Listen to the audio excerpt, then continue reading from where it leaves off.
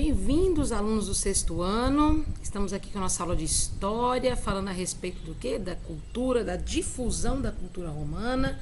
Vamos encerrar, né, esse assunto para que a gente possa iniciar o próximo. Vamos falar aí do Império Bizantino. Mas nós terminamos na aula passada falando a respeito da religião cristã, do cristianismo. Por que nós podemos considerar que o cristianismo ele foi uma das vertentes, um dos fatores que levaram Roma à queda? Bom, primeiro a gente precisa compreender qual era a sociedade, qual era a mentalidade da sociedade da época. Para os romanos, né, eles tinham uma tolerância especial com qualquer religião. Do ponto de vista religioso, eles eram tolerantes. Ainda mais porque, para eles, religião era questão de conhecimento, de cultura. Então, eles eram bem receptivos quanto a isso. Por que com o cristianismo foi diferente? Porque o cristianismo era uma religião monoteísta, em primeiro lugar, né? E para eles era totalmente estranho atribuir culto a um único Deus, certo? Sendo que naquela época eles tinham vários deuses e para eles isso era importante. Mas a cultura cristã, né, ela começou a crescer largamente, principalmente depois da morte de Jesus. Porque Jesus é vamos dizer assim, é o pai, é o discipulador, né, dessa nova ideia, né, vamos colocar assim. Aí quando Jesus começa a falar de amor ao próximo, de receber a todos por igual, o que ele estava dizendo com isso? Ele estava dizendo que somos todos iguais perante Deus. De fato somos, diante de Deus somos filhos. É assim que ele nos vê, é assim que ele nos enxerga. Mas o cristianismo ele fala mais do que isso. Ele dá espaço para o oprimido, para aquele que não tem vez, para aquele que não tem voz. E naquele momento ali em Roma, existia uma classe de pessoas, aliás, várias classes de pessoas que não tinham voz e nem vez. Como, por exemplo, os pobres, os escravizados, os estrangeiros, as mulheres. Porque, como a gente já estudou na questão da cultura romana, eles não tinham espaço dentro da cidadania romana. Para ser cidadão romano, você tinha que ser homem, maior de idade, e você tinha que ser um cidadão legítimo romano, nascido em Roma. Então, o que acontece aqui com eles? Eles começam, os imperadores começam a também ficar com a orelha em pé, ficar um pouco desconfortáveis com a ideia de uma religião que não os adorava, porque os imperadores também eram considerados como verdadeiros deuses. Então, por esses motivos todos, os cristãos foram considerados inimigos do império e começaram a ser perseguidos e condenados até a morte. O fato deles matarem Jesus foi uma primeira ideia de talvez bloquear, assim, disseminar essa ideia de cristianismo de uma maneira nociva. Ou seja, eles queriam pegar Jesus, matar Jesus como um exemplo para que todos os demais cristãos ficassem com medo e deixassem de segui-lo. A morte de Jesus foi a morte considerada uma das piores mortes. A morte de Jesus é morte de cruz. A morte de cruz ela implica na crucificação de uma pessoa da seguinte forma: a pessoa ela é presa pelas mãos com pregos, né? Pregos bem grossos, bem grandes, que traspassavam a mão. E a pessoa era erguida sobre o madeiro, né? Sobre aquele madeiro em forma de cruz. E o peso do corpo da pessoa, aos poucos, ia assim colocado sobre as costelas que comprimiam os pulmões a ponto de feri-los. E às vezes com os pulmões furados, né? O sangue invadiu os pulmões, a pessoa morria por asfixia. Então era uma morte muito lenta, uma morte muito dolorosa, inclusive uma morte considerada pior do que a guilhotina, porque a guilhotina usada na Revolução Francesa, ela simplesmente separava a cabeça do corpo e não havia, segundo eles, né, não havia dor, era uma morte indolor. A crucificação não era uma morte que podia demorar de horas a dias, né? Enquanto a pessoa não morria sobre a cruz, né, aquela crucificação ela não terminava. Então ela podia morrer dessa maneira que eu te expliquei agora, por asfixia, ou ela poderia morrer de desnutrição ou desidratação por ficar exposta ao tempo durante tanto tempo. Era uma morte muito cruel. Então eles achavam que matando Jesus dessa maneira, eles estariam dando o quê? Um aviso para o povo que seguia Jesus. Mas aí o tiro saiu pela culatra e a devoção a Jesus ficou ainda maior. Por quê?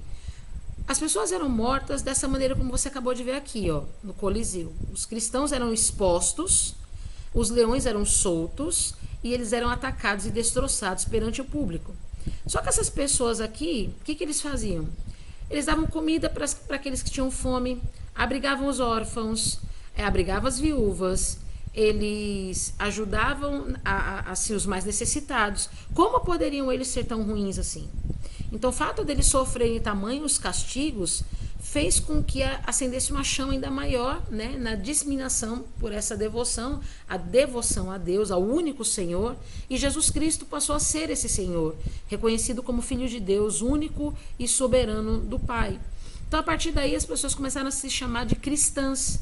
Cristão significa pequeno Cristo, ou seja, uma pessoa que é seguidora do Cristo maior. E isso daí foi decisivo para que Roma começasse também a se quebrar. Porque os imperadores não conseguiam enfraquecer o poder do cristianismo. Os cristãos continuavam se refugiando, se escondendo em cemitérios e fazendo seus cultos e adoração a Deus ali. Tanto é que no ano 312, o imperador Constantino se converte ao cristianismo. Ele assina um documento chamado Édito de Milão, que é um documento que permitia a liberdade do culto cristão, e a partir daí inúmeros romanos se convertem. Constantino é uma figura muito forte nessa situação aqui da liberalidade de culto cristão. Ele teve uma visão ou um sonho, algo assim, onde ele viu uma cruz sendo projetada no céu. E após ele ver essa cruz, ele teve uma noção de que ele seria vitorioso numa das batalhas que ele iria enfrentar, e de fato ele foi. E quando Constantino se torna vitorioso nessa batalha, após contar o que ele vê, né, que ele viu a cruz, ele acaba sendo considerado o escolhido de Deus, justamente para levar libertação ao povo cristão, tanto quanto Moisés, tanto quanto Jesus, né? Constantino aqui, nesse período, né, de 312, ele acaba sendo considerado aí um libertador do povo cristão.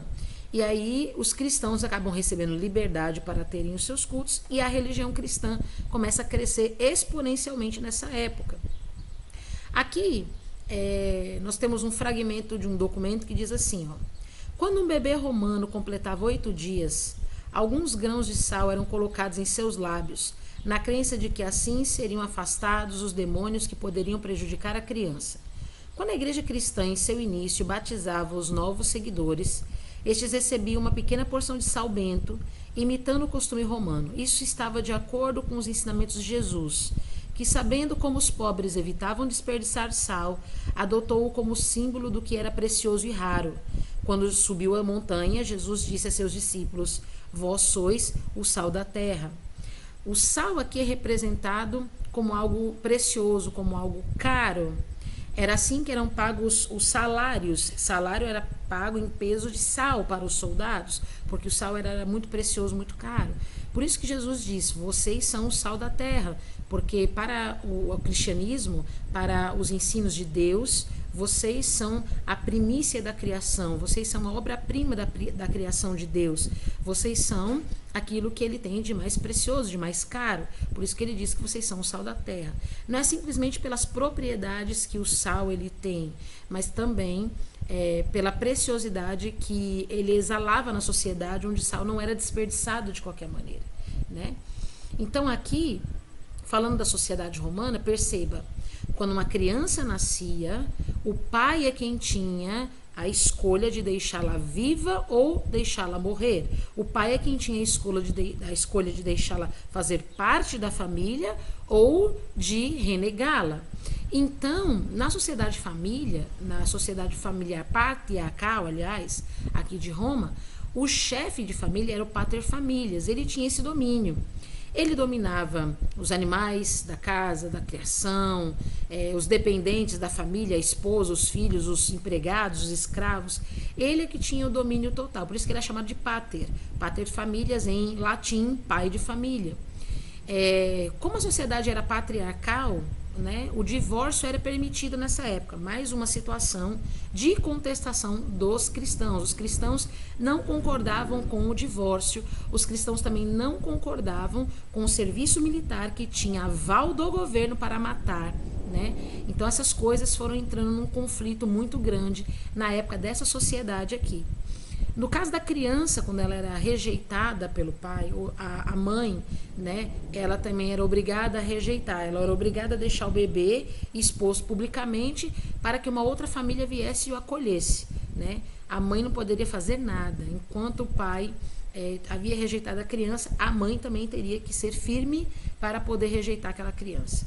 Como é que as crianças cresciam nesse ambiente? Existia uma educação, existiam escolas para crianças, desde que elas fossem patrícias, né? Crianças patrícias eram crianças que faziam parte de famílias ricas. Então eles estudavam a leitura, a escrita, a retórica, a arte de falar bem. Então as mulheres aprendiam a ler, aprendiam a estudar, né? Aprendiam a fazer tudo o que elas precisavam fazer dentro de um lar até 12 anos de idade. A partir dessa idade, a partir dos 12 anos de idade, a menina já estava pronta para se casar. Os meninos continuavam com seus estudos, mas a menina de 12 anos de idade, ela estava pronta para se tornar uma mãe de família. Isso era muito comum, as mães de família se tornarem mães, assim, mulheres donas de casa muito cedo. Aqui tem um outro fragmento de documento que diz assim: a mulher romana, em geral, tinha maior independência do que mulheres do mundo grego e do Oriente Próximo da época, por mais limitado que pareça pelos padrões atuais. Há um contraste particularmente marcante com a clássica Atenas, onde as mulheres das famílias ricas deviam viver isoladas, longe dos olhos alheios, largamente segregadas dos homens e da vida social. A mulher romana não assumia o nome do marido, nem ficava inteiramente sobre sua autoridade legal. Após a morte do seu pai, uma mulher adulta podia ser dona de propriedades por direito próprio, comprar, vender, herdar, fazer testamento, libertar escravos. Muitos dos direitos que as mulheres da Grã-Bretanha só adquiriram a partir da década de 1870. Estranhamente, as mulheres tinham bem menos liberdade quando se tratava do ato do próprio casamento. Para começar, não podiam decidir se casariam ou não. A regra básica era que toda mulher livre tinha que se casar. Então você vê que ela tem vários direitos, ela tem várias liberalidades, mas quando se tratava de casamento era incontestável. Ela não podia contestar se ela se casaria ou não. E o casamento poderia ser arrumado, o casamento poderia ser organizado pela família, por várias questões políticas, econômicas, sociais, né? Então o casamento poderia ser arranjado, sim, para benefício social de alguma forma. Segundo a ciência e a arquitetura que a gente vê aqui também em Roma, obviamente a gente já sabe, já conhecemos que parte do que Roma tem hoje, eles atribuíram a eles, conquistaram, né, da cultura etrusca. Então os romanos construíram várias obras de infraestrutura, construíram teatros, construíram monumentos baseados na cultura etrusca, certo? Eles eram bastante originais em suas ideias e tinham ideias destacáveis, e algumas delas foram representadas aqui nessas imagens, como vocês podem ver. A gente tem aqui a construção dos arcos e a construção aqui das abóbodas, né? Do interior aí do Panteão. Esse aqui é o arco, né? Temos o Arco do Triunfo em Roma. Então, a gente pode identificar que as estruturas, tanto do Coliseu quanto dos aquedutos, né? Do Arco do Triunfo, possuem essas técnicas, né? Então, tudo isso que foi criado eram colocados assim em locais públicos, eram prédios de administração, eram templos para serem vistos, para serem centralizados pela população. Aqui ainda mais adiante a gente consegue perceber que os romanos, eles eram grandes matemáticos. Isso possibilitou aí a formação de uma classe muito grande de engenheiros, arquitetos, enfim, além de serem matemáticos, desenvolveram aí a geografia, a astronomia, medicina e tantas outras, porque eles instituíram as escolas de formações específicas. Então, em Roma, eles tinham escolas que trariam aí a formação para que os seus alunos, para que os homens da sociedade se formassem nas seguintes práticas. Então, os engenheiros romanos desenvolviam um tipo de argamassa que hoje nós conhecemos como concreto. Isso foi desenvolvido na Roma Antiga. A medicina praticada em Roma era atribuída de basicamente todas as técnicas que os gregos desenvolviam, né? Então a gente pode dizer que Roma ela é considerada uma das grandes civilizações do passado pelo motivo do seu desenvolvimento urbano. Largas estradas, largas avenidas, ruas paralelas e regulares, a construção do fórum, o código de leis, teatros, anfiteatros, os circos, os templos religiosos, tudo isso faz Roma uma grande civilização urbanizada. E, além disso, acontece aqui também o desenvolvimento amplo do comércio e, principalmente, a divulgação aí da discussão de assuntos públicos, né? Que os homens utilizavam muito com a questão do uso da retórica, e eles realizavam também festas religiosas e cívicas, mas muito, muito bem elaboradas. Como era uma sociedade muito numerosa, então os romanos criaram aí também as redes de esgoto, ou seja, saneamento básico, com o objetivo de prevenir doenças causadas aí pelo acúmulo de dejetos, né, ou também pela utilização de água poluída. Então esse sistema aí separava a água que ia ser consumida pelas pessoas e mantinha o espaço público limpo para que não tivessem contaminação com doenças. Outro trecho de documento que nós temos aqui, que eu gostaria de ler para vocês, diz assim: os romanos eram hábeis construtores e engenheiros. Como em tudo que faziam, também na construção, eles eram meticulosos e determinados. Achavam que o seu império duraria para sempre e o mesmo deveria acontecer com suas edificações. Algumas, de fato, permanecem até hoje. Suas pontes, aquedutos eram muito mais sólidos que o necessário. E a rede de água e esgotos de Roma também era bem mais construída do que qualquer outra que seria feita na Europa até o século XIX. Nas províncias, boa parte do trabalho de construção era executada pelas legiões. O trabalho que um soldado romano realizava com a pá e a colher de pedreiro era tão importante para a defesa do império quanto o que faria com a lança e a espada. Então perceba que aqui os construtores e engenheiros, né, eles tinham aí vamos dizer assim, a mão de obra do exército, né, também, para fazerem com que as cidades se tornassem fortificadas. Tornar a cidade fortificada e trabalhar pela sua defesa era o mesmo trabalho. Por isso que eles divulgavam essa grande massiva. Encerrando, nós vamos falar sobre o direito e a literatura, né? O direito, então, aqui era uma área de muito destaque na sociedade romana, por conta da observação aí das leis, da prática delas. Era profundamente intrínseca dentro da sociedade, e a gente percebe que os códigos de leis romanos foram influenciados por outros povos, principalmente pelos gregos, né? Os romanos, eles produziam também obras literárias em diversos gêneros: poesia, retórica, tragédia, comédia, sátira. Quando o Império Romano começa a cair, o latim, né, que era a língua mãe, a língua pátria, né, a língua que era utilizada, né, a língua mãe, ele continuou sendo usado pelos intelectuais, pelos literatos, né, para a escrita das suas obras. Mas a gente percebe que o seguinte: no início da história de Roma, a população ela tinha uma questão aí com os costumes para resolver os conflitos. Sempre tinha que ter o pater familias, um representante supremo, para transmitir as leis via oral para os seus descendentes. Essa questão de transmitir as leis de maneira oral, né, nem todos os romanos se beneficiavam disso, né? Os plebeus, por exemplo, eles se sentiam muito prejudicados porque as decisões que eram tomadas pelos patrícios não atendiam seus interesses nunca. Então, dessa forma, o que eles fizeram? Eles criaram aí o direito romano, é uma conquista da plebe, né, para que eles pudessem ter as suas reivindicações ouvidas. Então, eles decidiram fazer as inscrições, inscrever as leis, torná-las assim acessíveis a toda e qualquer pessoa de Roma. Então, quando as leis começaram a ser escritas, eles criaram aí a Lei das 12 Tábuas, no ano de 450 a.C., e é o primeiro conjunto de leis escritas que foi criada aí pela reivindicação, pela luta dos plebeus. Por quê? Porque os plebeus não tinham regalias, não tinha ninguém que lutasse por eles, né? Sempre eram os patrícios favorecidos, porque os patrícios conheciam as leis, os patrícios tinham acesso às leis, mas os plebeus não tinham.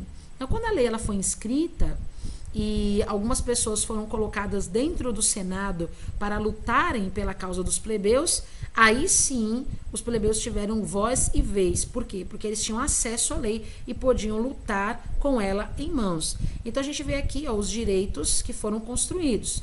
o direito civil, o direito dos povos e o direito natural, né? O direito civil é o conjunto de leis que, aplicadas aos cidadãos romanos, eram baseadas nos costumes e nas leis escritas. Um exemplo disso era a lei das 12 tábuas. O direito dos povos era uma lei que era comum a todos os povos do mundo romano. Não importa se eram só romanos, mas os seus aliados também. Nesse direito, as leis que estavam previstas aqui diziam a respeito de escravidão, propriedade privada, contrato, compra, venda, transações comerciais, enfim. E o direito natural falava aí a respeito dos direitos naturais à formação da sociedade, né? Ou seja, direitos o que o Estado era obrigado a respeitar, não podendo estabelecer leis que contradizessem, né? Que fossem contrárias. Então, o que eles faziam aqui? Representavam o ideal de justiça. A lei não poderia ser mudada. Então, o direito natural era um conjunto de leis que não poderia sofrer mutação alguma com outra lei que viesse logo em seguida. Então, como Roma começou a ter essa expansão de ideias, alcançava vários lugares e acabava se tornando cada vez mais conhecida, essa organização do direito romano foi mantida, né, em vários lugares aqui, vários lugares da Roma, pelos bárbaros quando eles chegaram nessas regiões. Mas sobre os bárbaros nós vamos ver na próxima aula, quando nós vamos falar aí um pouquinho dessa introdução, quando os povos bárbaros entraram aqui, né, na sociedade romana e quando eles embarcaram aqui, né, nesses conhecimentos aqui. Agora vocês vão ficar com um videozinho, né? Temos um vídeo aqui, ó, no nosso livro. Caso você tenha aí um leitor de QR Code, né? Olha só, nós temos um vídeo aqui, ó, na página 12, né? Só você colocar aqui o seu leitor de QR Code que ele vai abrir esse vídeo para você poder assistir. E é isso que a gente vai fazer agora. A gente vai assistir esse vídeo para trazer um pouco mais de clareza para nós acerca aí da Roma Antiga, ok? Acompanhe aí conosco.